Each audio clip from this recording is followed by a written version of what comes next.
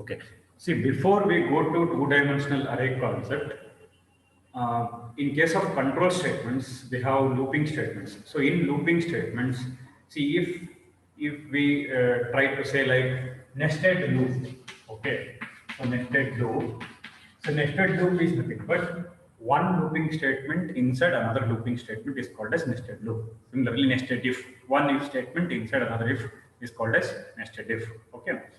See, when we have if statement and we have one more option like writing if statement inside another if. So that is called nested if. Similarly, so we know what is looping statement. So looping statements are the statements which execute the other statements many times. Okay. So there is a process of repetition of execution of statements in a programming language. That concept is called as looping. Okay. The process of repetition of execution of statements one or more times. It can be one or more times. Sometimes it can be zero number of times also in case of while loop. So while loop will execute zero times when the condition is false for the first time itself. Okay, I think this question I have asked in the previous test. How many minimum number of times do while loop is executed? It is one time. And how many minimum number of times while loop is executed? It is zero number of times. So the process of repetition of execution of statements in a programming language is called as looping. Okay, and the statements used for that purpose is looping statements. Okay, see how to write the definitions correctly, accurate, like it should be having some meaningful. Okay, so whenever you are asked to write definition of looping statements, you first write the definition of looping, and the statements used for this purpose is called as looping statements. Okay, so nested loop in the sense one looping statement inside another looping statement. So it can be while loop. Okay, in another while loop, okay, or do while loop in another do while, okay, or for loop in another for loop. So if you write any of these cases, it becomes nested loop. Okay. See, for example, if I write while condition again inside one more while. So this is the nested while. Okay. So similarly, write for loop for inside another for loop. So this is called as nested for loop. For do while loop also we can write. But generally we go for the nested for loop. So you may ask a question, why like that, sir? Yes, because one thing what we have noticed in for loop is, see in one line, don't say in one statement. Statement means it should be ended with semicolon. Line means it is not like that. So you can write all the statements in one line. So in one line, by the separation by semicolon, we can write three things. That is initial value. We can assign the initial value to the variable. We can write the condition. Okay, and even we can write the increment or decrement. So we can write these three statements in one line in case of for loop, whereas in case of do while loop and for loop, it is not possible. Because when I say while loop, see in while loop, you can write only condition. Okay, so before while loop, we can write the initialization. After the while loop, that is within the while loop, we can write the increment or decrement. In case of do while loop, also same thing. But in case of for loop, we have that facility. So initialization, condition, and for loop. So for nested concept, we use nested for. Okay, coding will be easy. Okay, the length of the code will become little bit shorter when compared to nested while loop and nested for loop. So now what we will discuss is nested for loop. So one example we will discuss with respect to nested for loop. Next we will go to the two-dimensional array, because two-dimensional means two dimensions. Two dimensions in the sense one is horizontal, another one is vertical. If you consider the graph, okay, we will say x-axis and y-axis. Okay, x-axis horizontal, y-axis vertical. So here it is nothing but two dimensions. We are talking about two dimensions, x-axis and y-axis, horizontal and vertical. So whenever we say two-dimensional array, you have to remember the concept of two dimensions, that is graph, x-axis, y-axis. So horizontal and vertical. Or for horizontal, we can call it as a row in terms of arrays. For vertical, we can call it as a column. For horizontal, it is a row. For vertical, it is a column. So whenever we talk about two-dimensional array, the elements will be arranged in the format of rows and columns. The elements will be in the format of rows and columns. So it is called as two-dimensional array, and two subscript values are required here because one to indicate a row, another one to indicate a column. Understood? So in case of one-dimensional, only one subscript is enough because we will write the elements either in horizontal or in vertical, not both. Either in a row format or in a column format, not in both. That is one dimension. Whereas in case of two dimensions, we will write in two dimensions, two directions, horizontal direction and vertical direction. So we can say row and a column. So we require two subscript values. Okay. Let me go later the definition and example. We will discuss about nested for loop because by using nested for loop only we can write the code for two-dimensional array. Whether it is input or output, by using nested for loop only we should write. Okay, we will discuss nested for loop, then we will go for the two-dimensional array.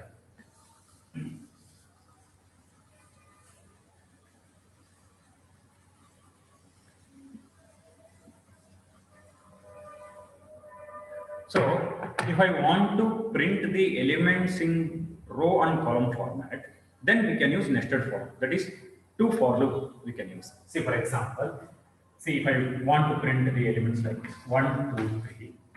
So 1, 2, 3, 1, 2, 3, like this. If I want to print the elements in this format, okay?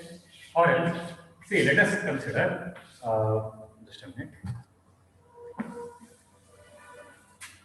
Okay, so let us consider, I want to print the elements in 3 rows and 3 columns format. Okay, so this is the first row, second row, and third row.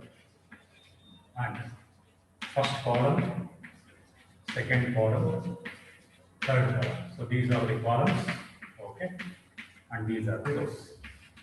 See what values we print inside, that is different. Let us not worry about it. But if I want to print the elements in rows and columns format, if I want to arrange the elements in rows and columns format, so we have to use the nested for loop.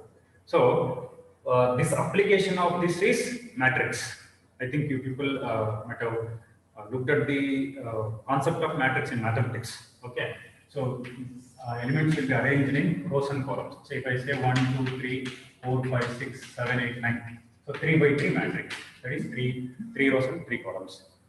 Have you heard about matrix? Just chat and tell everyone. Because two-dimensional array application itself is matrix.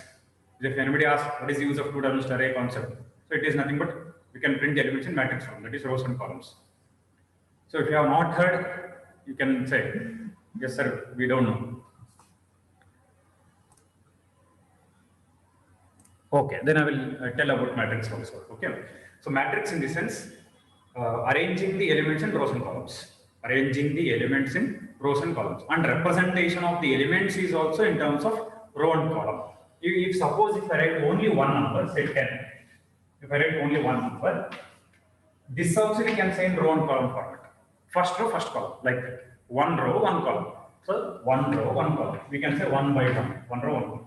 If I say 10 and 20, okay, if I say 10 and 20, one row is there, 2 columns are there. One row is there, 2 columns are there. So you can say 1 by 2. One row by 2 columns, like that. So if I say 10, 20, 30, 40, like this. Okay. So how many rows, how many columns are there in this? In this example, just tell and tell, anyone. So how many rows and how many columns are there?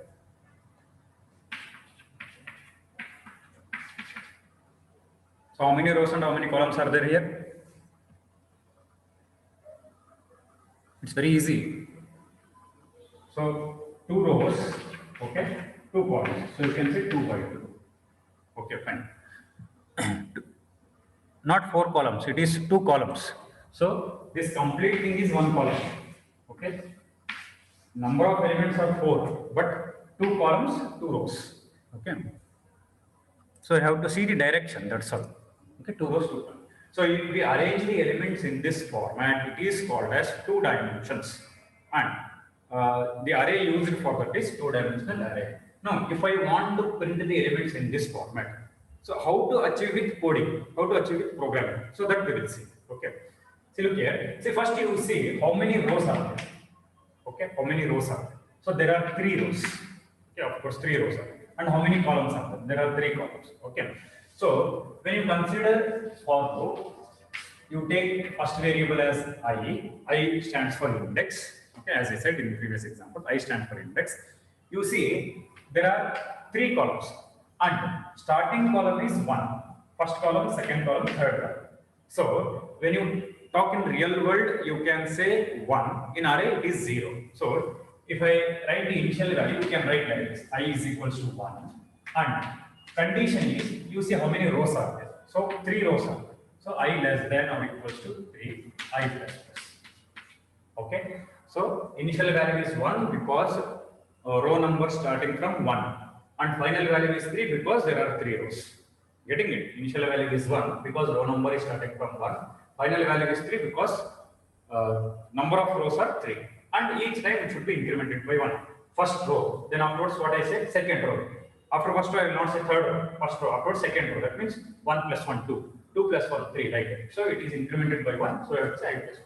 Next, you see how many columns are there. So there are 3 columns. So what you have to say is for, okay, j is equals to, same thing, 1, j less than 3, j plus plus. Okay, and here we will write the code. Whether to print or input, that is different. If I want to read the values of two-dimensional array, then I have to write C instead. Okay, so this is for input. Okay, if I want to print, I have to say Cout. It depends on us what we do. Okay, so if I want to display, Cout statement. If I want to input, C statement. Okay, so then here one more thing what we have to follow is, see, look here. So I have taken I is equals to 1, I less than or equals to 3 because there are 3 rows, I plus plus, j is equal to 1, j less than or equals to 3 because there are 3 columns. So here what you have to understand is I stands for row number, okay, or we can say row index. This you have to remember. I stands for row number or row index. J stands for column number or column index. See, it is not a rule that you have to take variables I and j only. Again, I am telling you can take a and b or c and d or p, q or m and anything. But programmers have used to that. It has become a habit. So only I have taken I and j. I stands for index. J also stands for index. I that is the index of the row index. J that is index of the column. That is column index. Indicates row number and column number. I indicates row number. J indicates column number. Okay. So I row number, J column number. So here 3 rows and 3 columns are printed. Okay. If suppose one more thing, see this point you have to remember always. Whenever we talk in real world, and if you compare with an array, it will be always -1. See, here I said first row. Okay, first row. Okay. So if you say in terms of array, you have to say 0th row. It is not first 0th row, 0. And second row, in terms of array, it becomes 1. -1, always. Okay. Third row, in terms of array, it becomes 2. I hope you got it. So first row is nothing but array index is 0. Second row, array index is 1. Third row, array index is 2. But if I ask how many rows are there, you have to say 3 rows. If I ask how many rows are there, you have to say 3 rows. But when you talk in real world, you say first row, second row, third row. When you talk in array, you have to say 0, 1, 2. I hope people got it. Similarly, so this is the 0th column, column number 1, column number 2. So this is in terms of array. Okay, this is in terms of array. How to say first column, second column, third column. In terms of array, 0th column, first column, second column, like that. Okay. Now, when we write the code also, see, if you write I is equals to 1, I less than or equals to 3, I plus plus, that is also correct. J is equals to 1, j less than or equals to j plus plus, that is also correct. But if I want to write in terms of array, because first, second, third indicates the real world, and 0, 1, 2 indicates array. Okay. So same for loops, I can write it like this: for I is equals to 0, I less than 3, I plus plus. See, whenever you are writing 0, initial value, if you are writing 0, write less than, don't write less than or equals to, write less than simple. I plus plus, it is same as it is. If you are writing I is equals to 1, write less than or equals to. I hope people got it.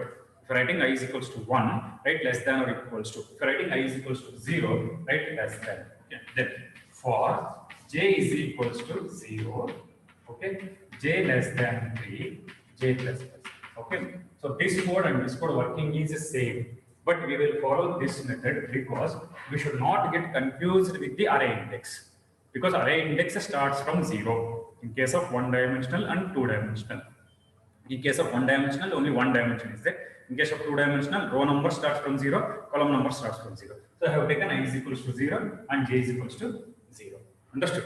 So there are 3 rows, so final value will be 3. There are 3 columns, so final value will be 3. And we have taken from 0, so I am writing less than, not less than or equals to. I have taken from 0, so I have written less than or equals to. If suppose, if I have like this, say, for example, so 1, 2, 3, 4, 5, 5 rows, 2 columns. So I will say here 5 rows, 2 columns. Can anybody write the code for this 2 for loops? So we'll check it how people have understood.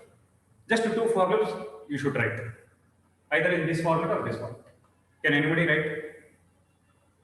You just type and type in the chat box.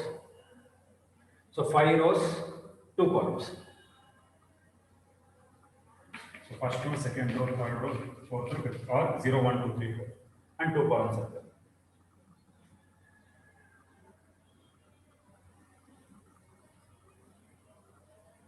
So if the syntax is wrong, I will not worry. But you just tell me I is equals to what, I less than or equals to what, I plus plus, like.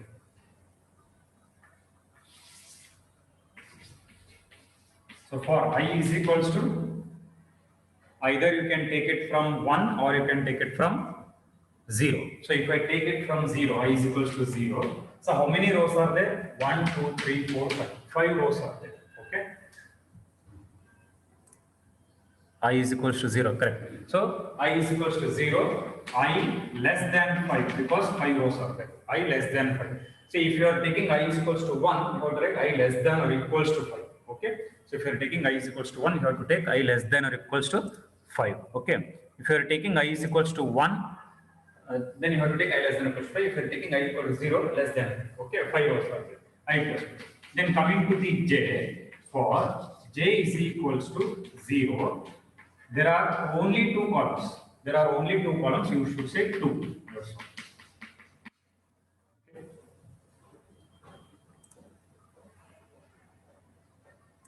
Okay. See, whenever you write the code for 2-dimensional array, we will follow this method. Now you remember permanently. Like whenever we write 2-dimensional array, we will follow this method. If there is only 1-dimensional array, 1 for loop. 2-dimensional array, 2 for loops. Okay, like that we will follow. And we will start from 0 because array index starts from 0. We will start from 0. So I is equals to 0. Row number is starting from 0. Number of rows are 5. So I have taken 5. Okay, and I plus plus.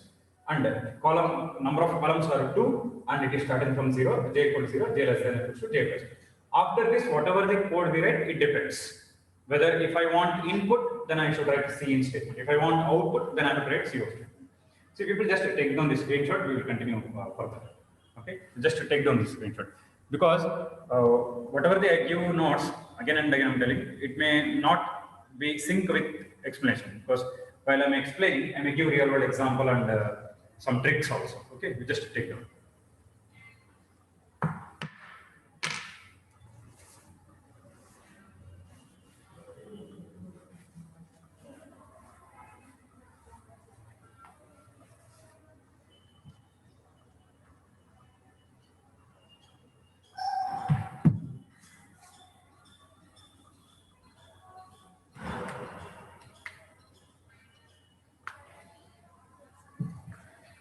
Okay, fine. Okay.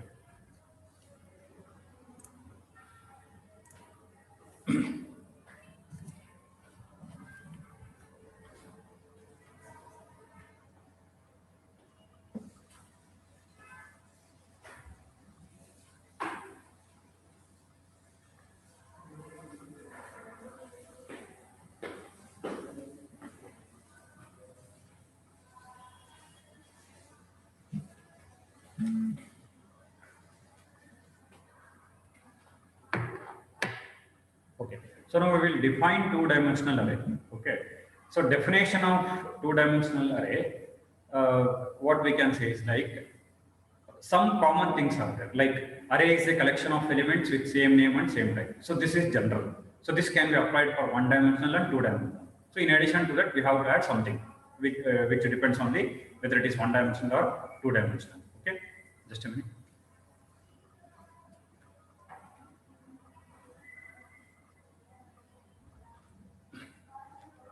So array is a collection of elements with same name and same type.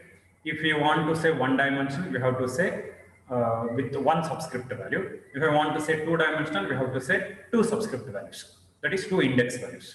So first definition is array. Array is a collection of elements with same name and same type. Next, one dimensional array. One dimensional array is a collection of elements with same name and same type, but with one subscript value, or you can say one index value. Okay. Two-dimensional array is a collection of elements with same name and same type, but with two subscript values. So here you have to remember collection of elements. Okay. Two-dimensional array is a collection of elements with two subscript values.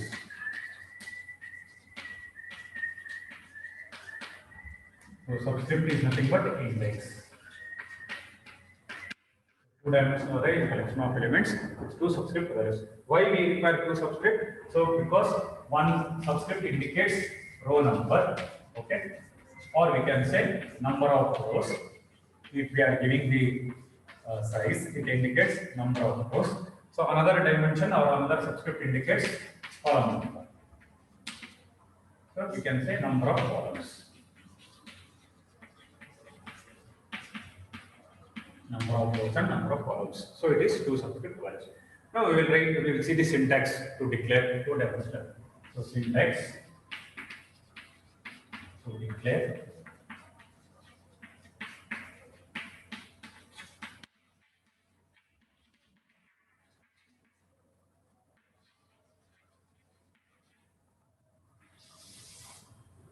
so for variable declaration, for one-dimensional array declaration, for two-dimensional array declaration, data type word is common. Okay, you have to say data type. Okay. If it is variable declaration, you write variable. If it is an array declaration, that is one-dimensional array declaration, you say array name. If it is a two-dimensional array declaration, you write array name. So data type, array name. Okay. So array name is nothing but an identifier. Array name is nothing but an identifier. Variable is also an identifier. Class name is also identifier. Like so, identifier is a general term. Array name. So if it is one dimensional, then you have to write only one pair of brackets, and inside that you have to write size. If it is only one dimension, then I can put semicolon. That is the end of one dimensional array declaration. If it is two-dimensional array, what you have to do is like you have to write two pair of square brackets, that is bracket. So in this you have to say size 1 here, size 2, row number of rows and number of columns, or we can write it like this, that is data type, okay, array name, so row size and COL, column size. So in this way also you can write it. So anyone you can write size 1 or size 2 or row size or column size. Okay, so this is how we declare the two-dimensional array. So either you can write the word size 1, size 2 or row size, column size. So in this case, okay, in this declaration,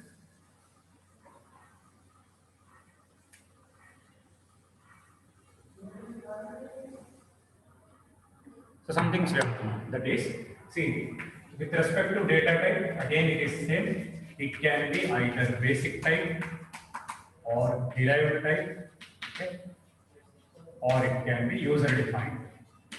With respect to data type, it can be either basic type or derived or user defined. Because it is syntax. From syntax, we should know the terms. Then only we can write the examples. So in case of basic, it can be int or float, okay, or char or double.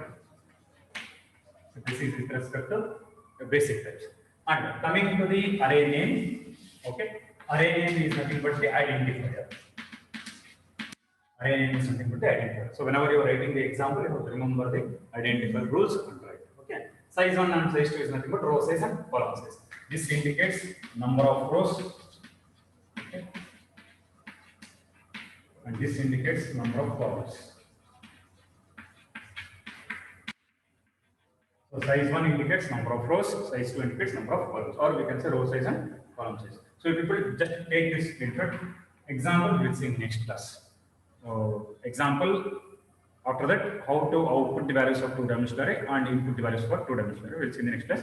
Just you take this screenshot and we will end the class.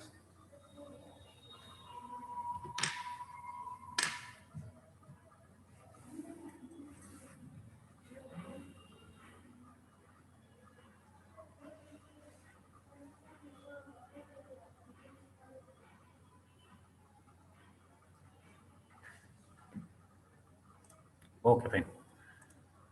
So in the next class we will continue.